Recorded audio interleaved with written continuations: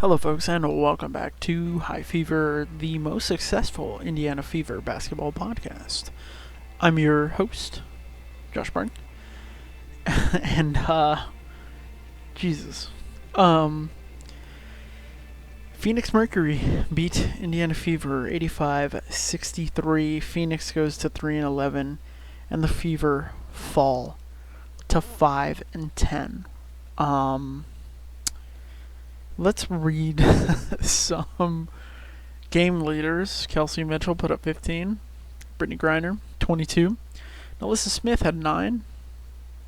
Rebounds, Kelsey Mitchell with 4 assists, and Diana Taurasi with 6 for Phoenix. Oh man, this one was a stinker. I mean, from start to finish, not even exciting really. Just looked like we were tired and just trotted out, 10 players who could, kind of play basketball. That was disappointing, really disappointing. To start the game, Mariah Jefferson, who the broadcast said the last time she had like a knee thing or something, so we didn't see her. She comes out and just kind of goes off, and from that point, I was like, okay.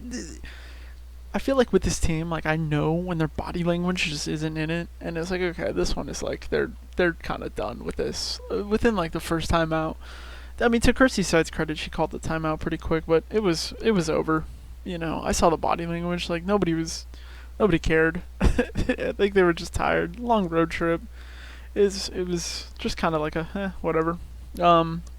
What is defense? I mean, just the most cheese gratery defense you could possibly imagine. It was something else. Aaliyah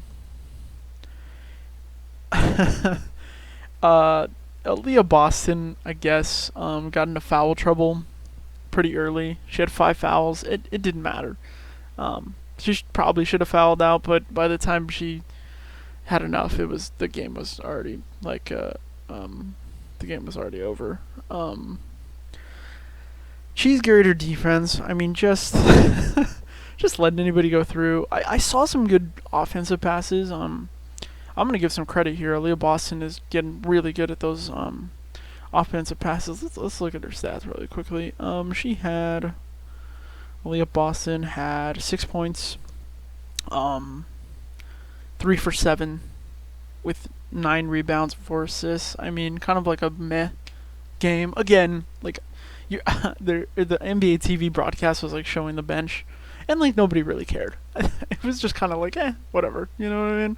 And like, I guess it's a long season, but to see it I feel like I've seen enough games where like they come out this way, and I'm like, okay, this is gonna be a game where they're just kind of cruise. I don't know. Like what the problem is like I mean the scoring is a problem, the creating is a problem, cuz you really don't have a true point guard in the starting lineup. I didn't really actually notice this. But like you really have 3 guards out there that are kind of just like shoot guards. Like Kelsey Mitchell or Erica Wheeler will bring up the ball for the most part, and there isn't like there's not a Sabrina Ionescu, Kelsey Plum type on the floor to kind of like be the floor general, kind of like Marshall, us around. We just kind of like pull it up, and then like, okay, cool, let's, I don't know, fucking see what happens, I guess. I mean, we're just kind of like fucking around for 40 minutes, just kind of like, well, I'm gonna dump it down to Aaliyah just cause like she got double coverage. That's cool. Like I have nowhere else to go with this ball. It's really and like I'm not saying that like every single game looks like this, but the games that it looks like this, it's like they can't get away from it. Like if they start this way, if they don't start fast, game's over. Like There's no there's no coming back if they don't start fast. It's pretty disappointing if I'm gonna be honest. Um, I mean Griner was so good. They were double teaming her. Um, that's how Aaliyah was getting most of her fouls actually. It was just like a gross game. It kind of like a game that you're like kind of like closing your eyes a little bit, just like, oh man, I don't know if I will really want to finish this game. It was pretty much done by the third quarter. I mean, there was basketball played, but it wasn't really meaningful. I feel like the Fever were just like, okay, let's just finish this road trip. This sucks. And it does suck. They played the Sky on Sunday back in Indiana. I don't know. They're not good at home. Well, they're better on the road. I wouldn't say they're good on the road, but they're better on the road. So maybe I guess rest up. Somehow, Liam Boston played like 27 minutes. That part of that was foul trouble, but the other half was like, whatever stuff. It's disappointing though, and I will say this to end here.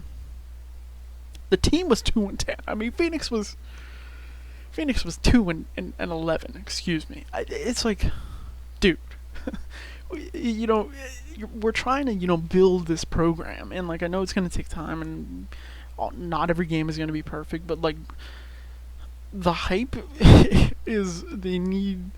You gotta win. You gotta win to make hype. You gotta win, and losing to the 2-10 team is not the way to like hype the fan base up.